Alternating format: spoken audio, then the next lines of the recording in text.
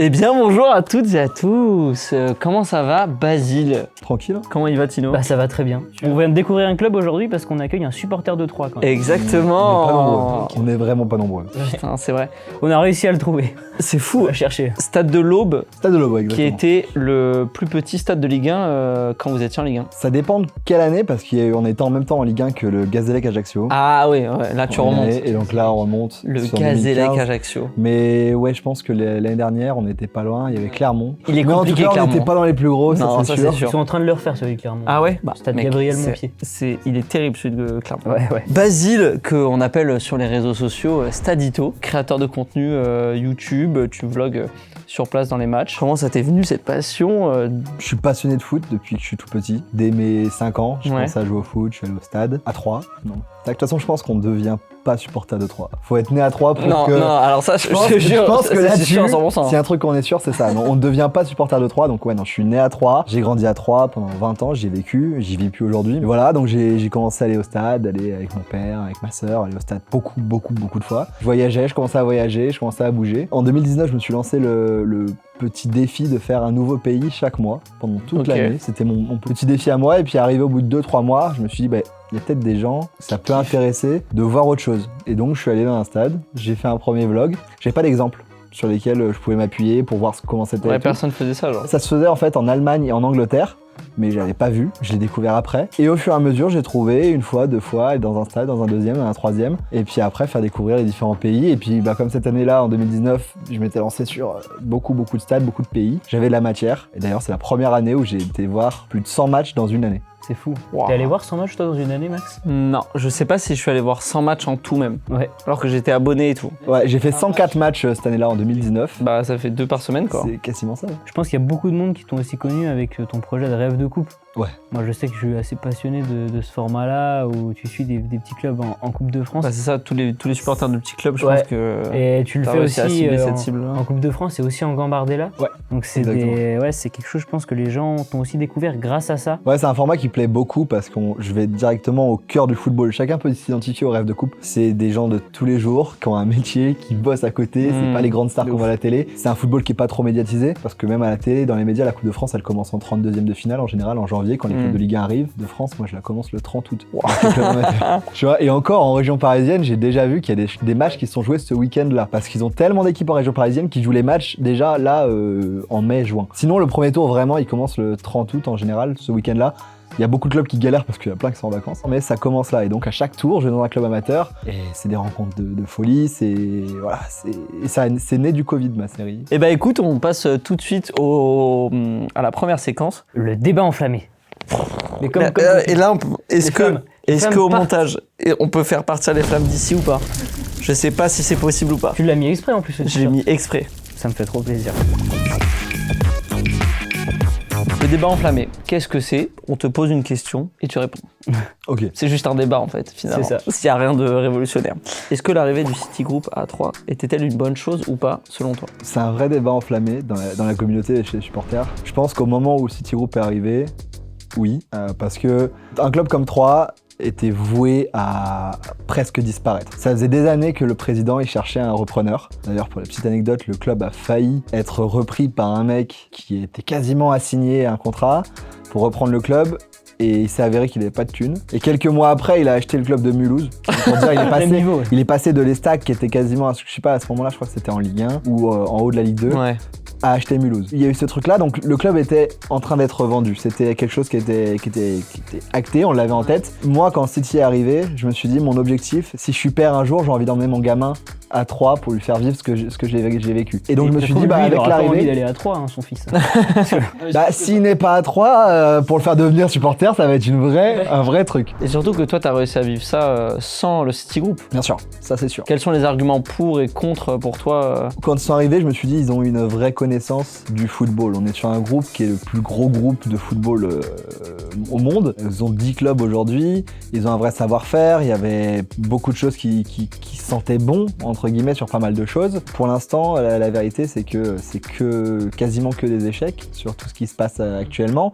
Mais le postulat de départ, et c'est le postulat de beaucoup de d'observateurs qui étaient autour du club, c'est que c'était une bonne chose, parce que le club allait être là. Et encore aujourd'hui, le club est encore soutenu par le Citigroup. Il y a des investissements qui sont faits, des investissements qui n'ont jamais eu lieu à Troyes. Ces choses-là, elles étaient là. Mais après, par contre, ce qui est dommageable, c'est tout ce qui se passe autour, comment le club est géré maintenant, et toutes ces choses-là. Mais à l'arrivée, au début, sur l'arrivée de Citigroup, oui, c'est une bonne chose. Sachant qu'ils sont arrivés le 3 septembre 2020, donc ça fait déjà presque 4 ans qu'ils sont arrivés au club. Et dans ces 4 ans, on est presque pas loin de 2 descentes quand même en 4 ans. Il y a eu cette descente en Ligue 2 et potentiellement cette descente en National cette saison, si jamais le classement reste comme ça et que le match qui a été arrêté de 3 reste perdu. 2 descentes pour 4 ans, c'est quand même dur pour le Citigroup. On est sur 2 descentes, ça c'est quasiment effectif. Par contre, on a eu une montée et un maintien. Et un maintien à 3, c'est un truc qui n'était pas arrivé depuis 2006-2007.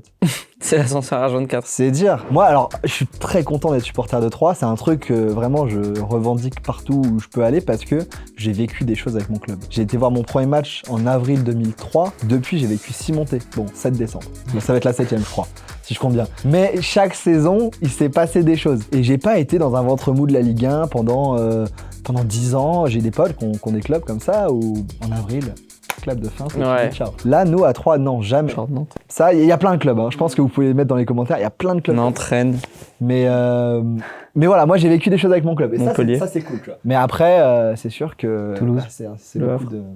Voilà, le club de l'ascenseur. Est-ce qu'en termes d'infrastructure et de... Parce qu'il y a le côté sportif, mais il y a comme tu dis, il y a le côté aussi le club, comment il est géré. J'imagine que tout ce qui a été amené de Citigroup, du coup, c'est très politique. C'est la même manière de gérer les clubs partout. Donc, c'est une manière de gérer qui est très internationale, qui n'est pas du tout à la française. Est-ce que tu trouves que c'est bien ou tu préfères justement, toi, comme tu as vécu quand tu étais jeune, une manière plus traditionnelle c'était un club familial. 3, c'était un club familial. Bah ouais, c'est pour ça. C'est ce qui manque aujourd'hui. Il manque cette proximité. On l'avait au début avec Citigroup. Il y avait un président qui était à la tête de tout ça, qui avait un ancrage local. On avait un maillot avec des sponsors qui étaient 100% locaux. Enfin, il y avait beaucoup de choses qui étaient mises en place. Même le coq sportif qui était sur le maillot, qui est sur le maillot encore aujourd'hui. C'est local. Le coq sportif, c'est créé dans l'Aube. Voilà. Il y a beaucoup de choses qui étaient mises en place. Mais par contre, là, il y a eu quelque chose qui s'est perdu. Le président en place, Monsieur Magne, il a été licencié pour faute personnelle dans sa vie privée. Et du coup, il a été évincé. Il y a un mec qui est arrivé, un néerlandais. On n'a quasiment pas vu, il a quasiment pas parlé. Il y a tout un échelon de niveau qui est énorme à passer. Il y a beaucoup d'intermédiaires, il y a une grosse direction. Et des fois, il y a des gens qui prennent le parallèle avec Girona. Girona en Espagne qui fait une saison de malade, mais c'est pas pareil. 3 et Girona, ça n'a rien à voir. Girona est détenu pas à 100%, à 47%. 3, c'est 90 et quelques pourcents. Donc, ils ont la mainmise totale. Ouais, je comprends. Super. J'adorais cette séquence. Ouais. Et on passe tout de suite à la deuxième séquence, le flashback émotionnel. Et là, on prend le bleu du maillot et on fait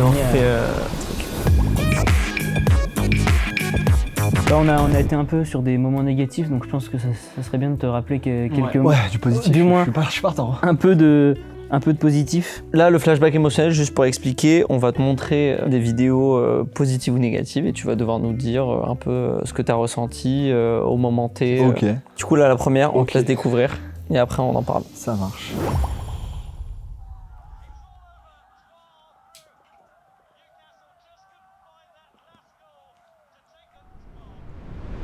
Alors ça, c'est un moment qui est pas forcément connu de tout le monde. Moi, j'ai pas eu la chance de pouvoir le vivre. Ça, c'est un truc dont j'ai entendu parler de la part de mon père, des anciens. Il y a eu un match contre Leeds également qui a été mémorable, les anciens à 3. Et c'est des années sympas qu'on a perdues au club et à 3 et qui ont existé. On remet dans le contexte ? Ouais. Ouais, effectivement, du coup, c'est la victoire de 3 contre Newcastle en finale de Coupe Intertoto en 2001. Est-ce que tu as la rêve de cette coupe aussi ? Si je me souviens bien, c'est les barrages d'Europa League et de Conference League ou ces choses. C'était une coupe qui était l'été, mise en place par l'UEFA. C'est quand même un trophée européen. C'est un trophée européen. Par exemple, à Marseille, on l'a gagné en 2005, je crois. Et je sais que moi, quand j'ai commencé à suivre l'OM aussi, c'était dans dans ces années-là, c'était un trophée, tu vois. Bien On sûr. était en mode, putain, c'est cool. Ah bah nous c'est dans le palmarès. Hein. Il est pas gigantesque, mais ça c'est dedans. Mais c'est pas un trophée officiel. Comme la Community Shield en Angleterre, c'est un trophée symbolique, on va dire. Honorifique, voilà. Ah mais c'est un trophée quand même. Hein. Ouais. Tu donnes ça à des petits clubs, à Clermont, je pense que Clermont, ils sont comme des fous. Hein. Ils sont 15, mais ils sont comme des fous. Donne ça à 3. Ouais. La Community Shield pour 3. Tu me donnes un trophée, moi je suis content. On passe au deuxième. La deuxième vidéo, c'est parti. Bon, t'as magnifiquement chanté en plus derrière. Je portais ce maillot là d'ailleurs. Un bon moment, je pense. Un très très bon moment. Un bon moment, mais qui est particulier. Il a une saveur bizarre. Alors ça, c'est le dernier titre de champion de France de Ligue 2 de l'Estac, qui s'est passé sous Covid. C'est pour ça qu'il est particulier. J'avais la chance de pouvoir assister au match avec une accréditation presse. Donc moi, je revenais à tous les matchs en période de Covid, parce que j'habite à Lille, donc 330 km à faire. Faut vraiment aimer son club. Ouais, faut aimer son club. 330 km. Ouais. Presque 3-3-3. 3-3-3. Pardon. Fatigué, toi, non? Non. Si.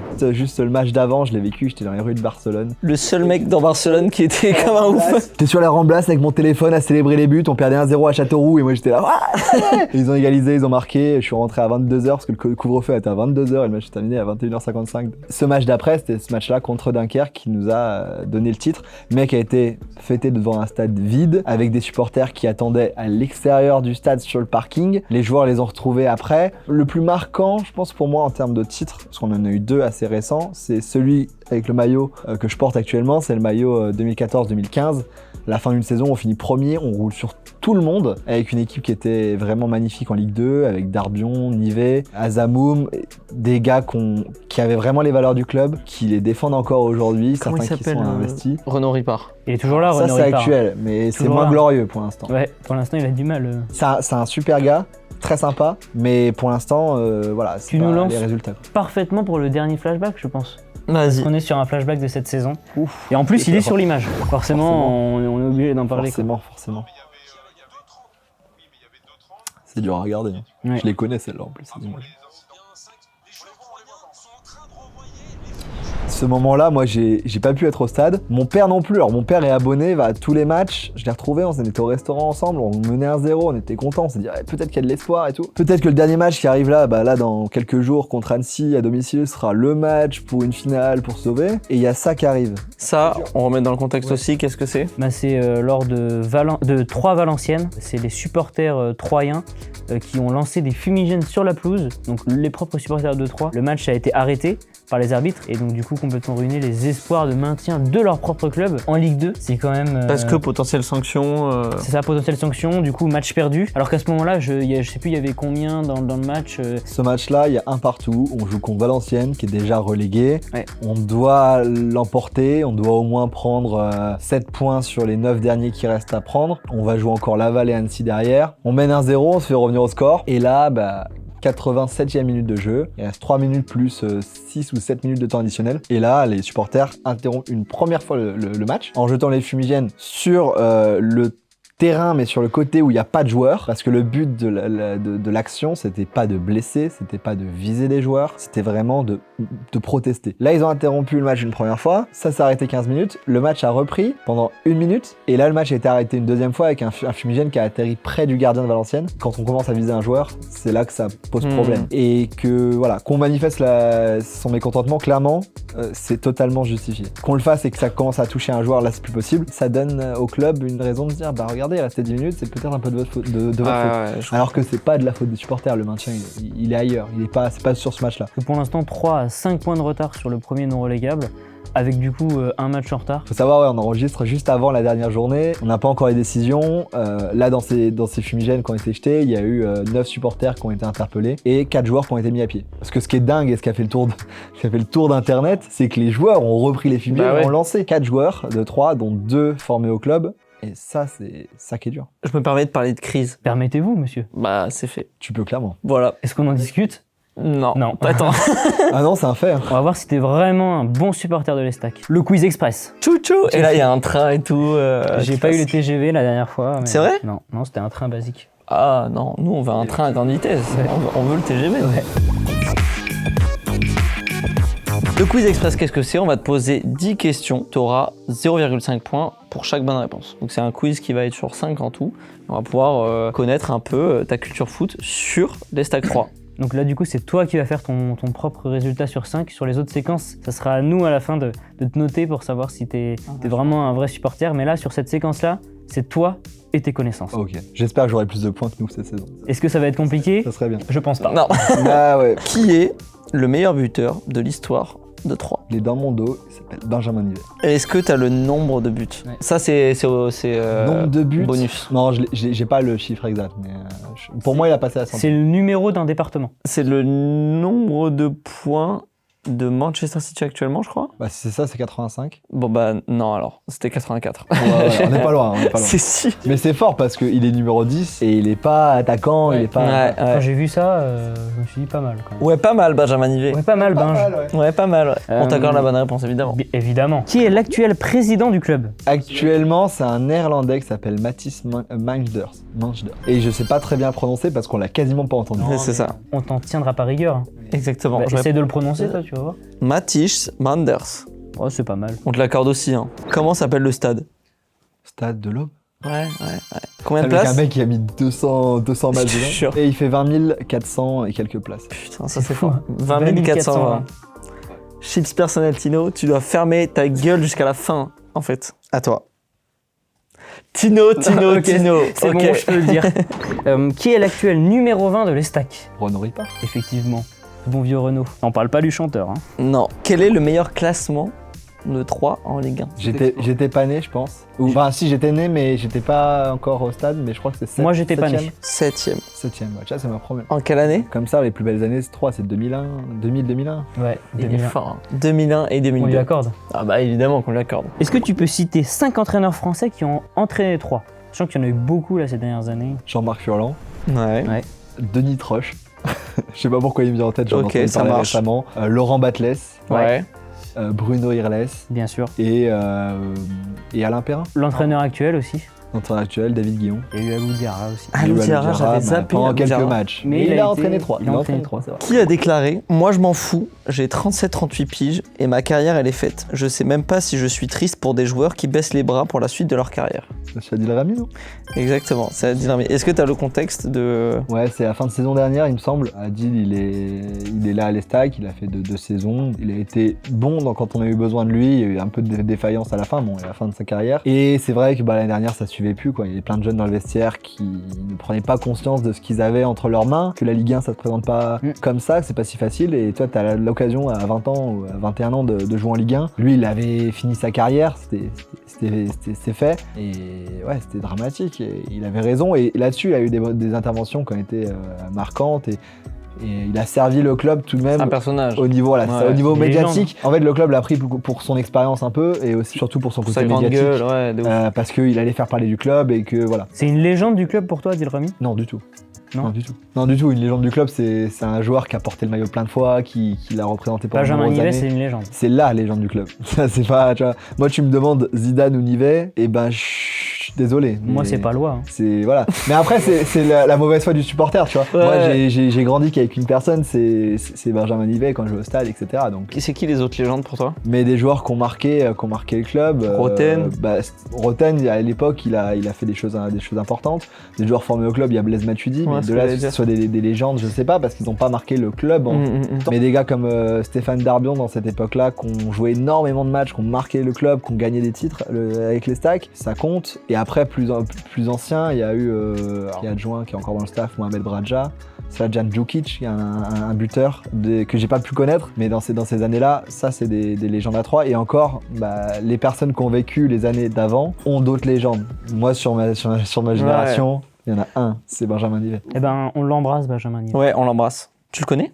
Ouais. Rêve de gosse, hein. Ouais, Quand tu rencontres ta légende, c'est... Ah non, mais c'est un truc de fou. Moi, j'ai une anecdote avec lui. Je vais l'interviewer quand j'ai 19 ans. Pour mon média, je vais l'interviewer comme ça. Et on a rendez-vous dans un PMU à 3.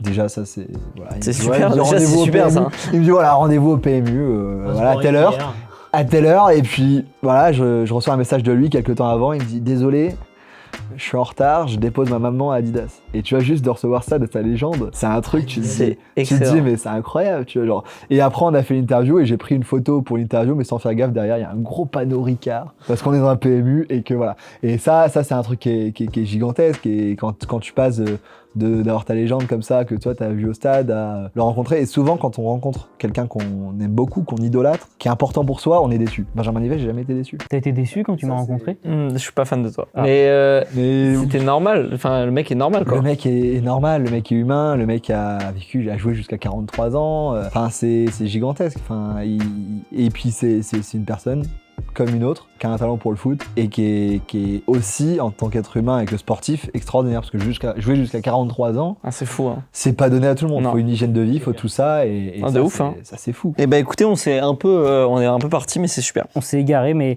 À toi. 8e question. Le nom du centre d'entraînement du club? Alors, c'est au stade de l'Aube.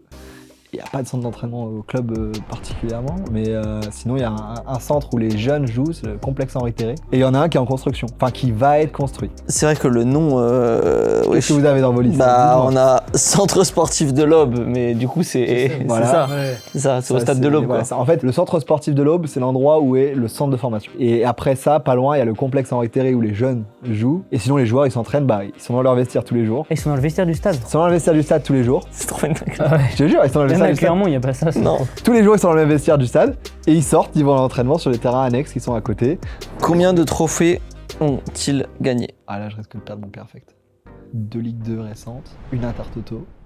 Est-ce qu'il y a une Coupe de France? Est-ce qu'il y a 3, non, pas de Coupe de France. Ton dernier mot, c'est 3 trophées? Ouais, c'est 3. C'est la bonne réponse. C'est trop un comble en fait. 3, mais... Qui gagne 3. J'espère qu'on en aura tout ça. Ça va être très bon. 2 Ligue 2 et une Intertoto. 2015-2021 et donc une Intertoto en 2001. Et j'ai eu la chance de vivre 2 titres de Ligue 2. Et pour moi, alors ça c'est un débat que j'ai des fois avec des potes, c'est que le titre de champion de France de Ligue 2 est un titre. Parce que j'ai des potes qui disent non, c'est pas un titre, c'est de la Ligue 2, c'est pas champion. T'es pas champion de France, ça joue sur 38 matchs. Évidemment, c'est un titre. T'es champion de Détroit en Pays de la Loire, t'es content. Ouais, faut dire les termes, Je renverrai le petit extrait à ce moment-là. Mais c'est. Mec, c'est normal, c'est un titre. En plus, alors tu vois, quand t'as des Coupes de la Ligue qui jouaient sur 4 matchs, c'était un titre. C'est 100% un titre. On est d'accord. Dernière question pour le perfect. Qui était le premier président de l'histoire de l'Estac entre 1986 et 1990? Je te donne les dates quand même. C'est vraiment, si je veux un perfect, faut que j'aille le chercher. T'as une petite idée ou J'ai un président emblématique, mais en tête, comme ça, le seul que je pourrais dire, c'est Angel Mazzoni. Tu valides ou pas? Ouais, je valide, j'aurais pas d'autre. Aïe. Le perfect. Maurice Kachaguera. T'as pas du tout la ref? Non. Bah moi non plus. C'est la dernière question, c'est normal. C'est normal. Non, clairement, celle-là, je l'aurais pas eu. Écoute, 4,5 sur 5, c'est déjà énorme. Hein. Ouais, ça va. Pas beaucoup de monde aurait pu avoir 4,5 sur 5 sur ce quiz-là, personne. Morgan, il n'a pas eu 4,5 sur 5 sur PSG. Hein. Non. Ah, mais 3, c'est ma vie. Hein. Faut pas. Enfin, c'est vraiment. C'est mon club. C'est fou, hein, non mais. C'est mon club. Et en fait, ça, je suis content d'avoir un club aussi qui est pas supporté par des milliers de personnes. Je comprends. Parce que, il y a cette fierté-là. Et voilà, je connais un club, on vit avec. Et la semaine dernière, quand on est descendu en national, c'est une sale nuit. J'allais en tournage le lendemain. L'anecdote, j'allais voir Girona, club du City Group. Et eux, ils jouent avec des champions, quoi. Et ils jouent avec des champions. Et moi, la veille, j'étais là avec mon club de 3 qui descend. C'était dur, hein. Mentalement, j'ai passé une sale nuit. Mais voilà. J'ai vu justement la vidéo de Remontada sur Nous les Petits et que je trouve super et que je conseille à tout le monde. J'arrive à comprendre ce sentiment-là avec des clubs comme ça, comme tu dis, t'es pas dans le ventre mou et tu vis des choses. Que ça soit dans le positif ou le négatif, tu vis des choses et t'évolues avec ton club. Et ça, je trouve ça bien. Bon, je suis pas au perfect, mais c'est pas mal. Non, c'est super déjà. Ouais. Et on passe à la dernière séquence. Là, tu vas pouvoir t'exprimer. J'ai déjà pas mal fait, mais je vais m'exprimer. Ouais. La dernière séquence, dans la peau de David Guillon. Là, je sais pas ce qu'on peut mettre. T'es allé un peu vite, là. Tu trouves? Ouais, refais plus doucement. Et on passe à la dernière séquence, dans la peau de David Guillon. Ça va, c'est pas la peau d'un Australien d'avant. Ouais. T'aurais dû répondre en anglais. En plus. C'était la galère. Il aurait fallu quelqu'un pour traduire et tout. Bah ouais. Moi, je comprends rien en anglais. Tu parles pas anglais. Comme les joueurs de 3 en fait. Ouais. Oui, style qui te fait anglais-français, ça me fume de rire. Il ça. me fume. Yeah, here we go. Allez les gars, c'est parti. Tout simplement, on va te poser des questions, on va essayer de venir te chercher un peu. Comme si on était dans une conférence de presse, tu vas devoir répondre comme si tu étais David Guillon, mais avec tes idées à toi. Ok. T'as le droit d'être complètement dans la peau de David Guillon. En gros, c'est comme si t'étais l'entraîneur actuel de 3, quoi. Romain Desinachevé lui avait choisi d'être vraiment l'entraîneur fermé, Voilà. de rien dire. Morgan être dans la peau de Luis Enrique, c'est-à-dire rien dire quoi. Si je suis David Guillon, je risque de rester très neutre et d'y croire. Ouais, mais il faut que ça soit toi, il faut que ça soit tes Ah, idées je à vais toi. rester moi. Alors là-dessus. Monsieur David Guyon, le club est très proche de la relégation. Quelle est pour vous la solution pour remonter la pente? Alors aujourd'hui, on n'est pas encore descendu, même si on est suspendu à l'attente de cette décision. Pour remonter la pente, il va falloir se baser sur ce qui marche à 3 depuis des années, c'est d'avoir des valeurs, d'avoir un club et des joueurs qui sont proches des supporters, d'aller chercher dans ces joueurs-là des vraies valeurs et surtout d'aller marquer ces buts parce qu'on défend pas bien. Donc faut aller marquer ces buts-là. Ok, Voilà. donc le problème c'est la défense? Aujourd'hui, dire que le problème c'est la défense, ça serait masquer les problèmes qu'on a au milieu et en attaque. Mais la meilleure défense, c'est l'attaque Mais pour moi, la meilleure défense c'est l'attaque ou la contre-attaque. ou la contre-attaque. Exactement, je suis totalement d'accord. Et vous pensez pas que c'est un problème tactique et que ça vient de l'entraîneur? Non, je pense pas. Je pense que l'entraîneur, il a déjà prouvé. Il y a eu des très bons matchs qui ont été faits par l'équipe. Et c'est à nous d'insuffler en fait ce petit truc qui manque. Et en tant qu'entraîneur, je dois le faire également. Monsieur Guillon, vous pensez quoi du départ d'Mbappé du Paris Saint-Germain? Je sais pas, nous on joue en Ligue 2 actuellement. Donc Mbappé ou pas, on bat les couilles. Est-ce que vous allez laisser partir vos joueurs pour l'Euro et les JO? Ah, pour les JO, bien sûr. Pour l'Euro, bon, j'aurais pas le choix, mais pas sûr qu'il y en ait qui soient sélectionnés. Mais pour les JO, clairement, c'est en France en plus. S'il faut qu'on ajuste un peu notre préparation, notre début de saison, on le fera. Et ces joueurs-là, on peut pas leur priver d'un moment comme ça, en France, de Jeux Olympiques. Clairement, pour moi, il faut les laisser partir. Nous, on s'adaptera après, sachant que, voilà, une saison, c'est long. On a du monde dans l'effectif, donc ceux qui vont partir, félicitations à eux, ils l'ont mérité. Si vous deviez résumer votre saison, et notamment ce passage-là à l'Estac 3, quel mot vous choisiriez pour résumer ça? C'est une bonne question. C'est une bonne question. Journaliste, c'est vrai. Mais pour l'instant, tant que le maintien n'est pas là, Pas de conclusion? pas vraiment de conclusion à tirer. L'objectif, c'était le maintien. On fera le bilan après. Un mot pour vos supporters quand même. Ils ont quand même balancé des fumigènes sur le terrain, ils ont presque mis votre club en péril et possiblement une descente en nationale. Comment est-ce que vous, en tant que coach, vous réagissez à ça? Je comprends leur frustration. Sur le terrain, ce qu'on propose depuis plusieurs semaines, c'est pas à la hauteur de leurs espérances. Et clairement là-dessus, on a notre part de responsabilité. Mais après, voilà, c'est vrai que on aurait aimé pouvoir finir ce match. Ça aurait été quelque chose de tout de même bien pour les joueurs, de pouvoir aller jusqu'au bout. On était sur une période dynamique, une bonne dynamique sur la partie. Mais voilà, après, c'est vrai que ce match-là, on aurait dû aller le valider bien avant et ne pas attendre que on marque un but dans les 10 dernières minutes, comme ça, contre un adversaire qui est déjà relégué. On aurait dû clairement faire le boulot avant et donc je comprends leur frustration. Dernière question peut-être, Monsieur Guillon, c'est quoi votre salaire? Les supporters veulent savoir. Est-ce que vous gagnez vraiment beaucoup pour mettre le club aussi bas dans le classement? Alors ça sera toujours trop par rapport à la situation actuelle du club. Merci Monsieur Guillon. Merci beaucoup, Monsieur Guillon. Merci à vous. C'était super. On va pouvoir te laisser Tu peux prendre la sortir. porte Ouais. et on va délibérer. On va te mettre une petite note sur 20 et on va te rappeler dans 1 minute? 2 minutes. Ouais. Ça marche. Ça J'espère marche. que j'aurai une bonne note. Attention. Merci beaucoup. Xavier Bouvant quand même, un très grand supporter de Troyes. Fou. Et ceux-là, faut aller les chercher. Ouais, ils sont pas beaucoup. Débat enflammé, j'ai bien aimé. Très honnête et avec beaucoup de franchise. On sent qu'il connaît vraiment le club. C'est exactement ce que j'allais dire. Et il est plutôt objectif. C'est clair. C'est pas facile pour un supporter d'être objectif. Ouais, je vais lui mettre allez, 4,5. Flashback émotionnel. Il a pas vu 2001. Petit bémol là-dessus. Après, si c'est un 98, il avait quoi? Il avait 3 ans. C'est pas mon problème. Moi, à 3 ans, La Je joue aux Coupe du voitures, Monde- c'est La Coupe tout, du quoi. Monde 98, j'étais pas né et pourtant j'ai les images. non, après. 4. Ouais, 4 quand même.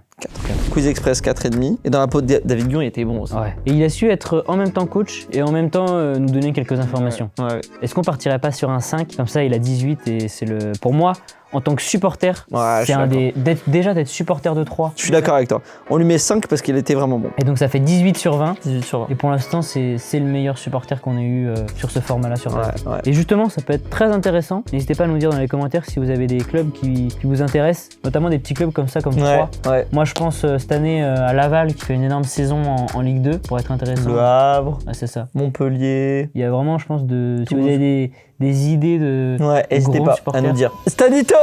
On t'a mis une note sur 5 pour chaque petite séquence. Sachant qu'il y en a 4, donc ça fait Ok. sur 20 du coup. Exactement. C'est fort en calcul. On est fort en maths, nous. Le stagio, Je suis pas stagios.